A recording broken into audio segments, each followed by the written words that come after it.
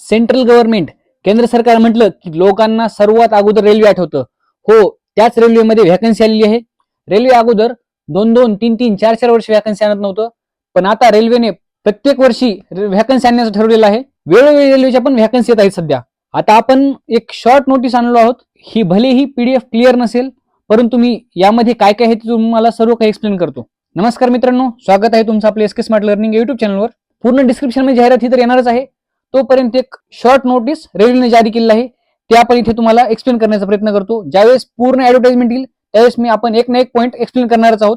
ठीक आहे, तर हे बघा, ही भरती असते government of India ministry of रेल्वेच्या अंतर्गत. हा फॉर्म भरण्यासाठी सुरुवात होणार आहे 21 जानेवारी 2026 ला व लास्ट डेट असणार आहे 20 फेब्रुवारी 2026.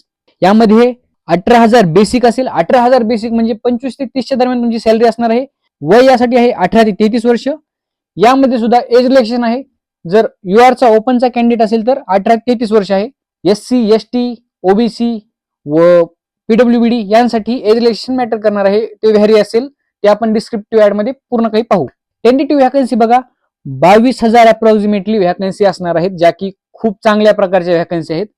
त्यामुळे तयारीला आताच लागा, आताच अभ्यासाला सुरुवात करा, जेणेकरून एक्झाम येईपर्यंत आपला पूर्ण अभ्यास झालेला असेल. ठीक आहे मित्रांनो, हेच एक्सप्लेन करायचं होतं. व्हिडिओ आवडला असेल तर लाईक, शेअर व सबस्क्राईब करा. भेटूया पुढच्या व्हिडिओमध्ये. तोपर्यंत धन्यवाद.